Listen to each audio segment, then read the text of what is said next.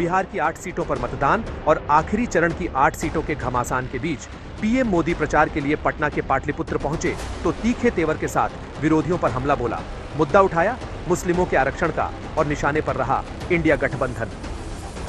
मोदी के लिए संविधान सर्वोपरि है।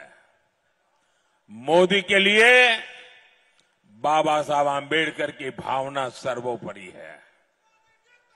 इंडिया अलायंस को अपने वोट बैंक की गुलामी करनी है तो करें,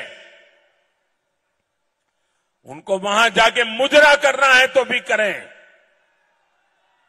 मैं एससी, एसटी, ओबीसी आरक्षण के साथ डट करके खड़ा हूं, खड़ा रहूंगा, जब तक जान है लड़ता रहूंगा।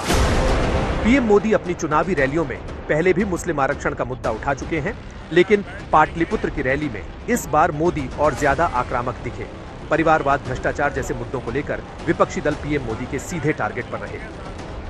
साथियों, एलईडी के बल्ब उसका जमाना चल रहा है और ये यहां बिहार में लालटेनियां लेकर के भी घूम रहे जी। और एक ऐसी लालटेनियां है जो सिर्फ एक ही घर में रोशनी करता है, एक ही घर में रोशनी की।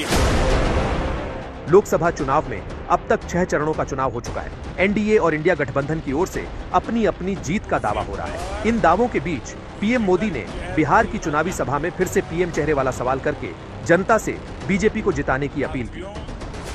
गांधी परिवार का बेटा, सपा वाले परिवार का बेटा, नेशनल कॉन्फ्रेंस परिवार का बेटा, एनसीपी वाले परिवार की बेटी, टीएमसी वाले परिवार का भतीजा, आप पार्टी के आका की पत्नी, नकली शिवसेना परिवार का बेटा और आरजेडी के बेटे या फिर बेटियां। बिहार में बड़ी जीत हासिल करने के लिए पीएम मोदी ने चुनावी अभियान के आगाज के साथ ही प्रचार की कमान संभाल रखी है। आखिरी दौर से पहले भी पीएम लगातार बिहार में रैलियां कर रहे हैं। मतदाताओं के वोट की ताकत से जीत की हैट्रिक की तैयारी कर रहे हैं। सिर्फ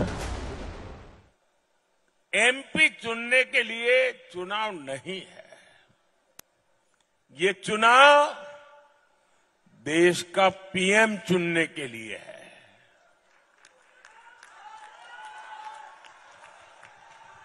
अब आपका वोट मामूली नहीं है, अब आपका वोट इतना वजनदार है, इतना ताकतवर है कि आपका वोट देश का पीएम चुनने वाला है। बिहार में पीएम मोदी का जोरदार प्रचार जारी है। उधर आरजेडी की अगुवाई में इंडिया गठबंधन बड़ी जीत का भरोसा जता रहा है। इस बार के लोकसभा चुनाव में बिहार में बड़े बदलाव का संकेत दे रहा है। आके झूठ बोलने से काम चलने वाला नहीं है। ये बिहार है, बिहार। बिहार के लोग सामाजिक रूप से बड़े जागरूक समाज है। इस बीच बिहार के चुनावी समर में प्रचार के लिए ओवैसी पटना पहुंचे तो सियासी तापमान बढ़ गया। गिरिराज सिंह ने ओवैसी पर तीखा हमला किया।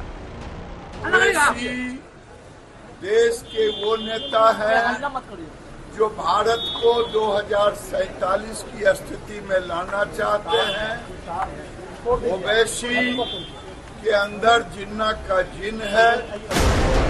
ठीक एक हफ्ते बाद 1 जून को आखिरी चरण की वोटिंग होगी। फिर 4 जून को चुनावी नतीजे आएंगे, जिसमें साफ होगा कि आखिर नेताओं के प्रचार के जोर के बीच जनता ने किस पर भरोसा जताया।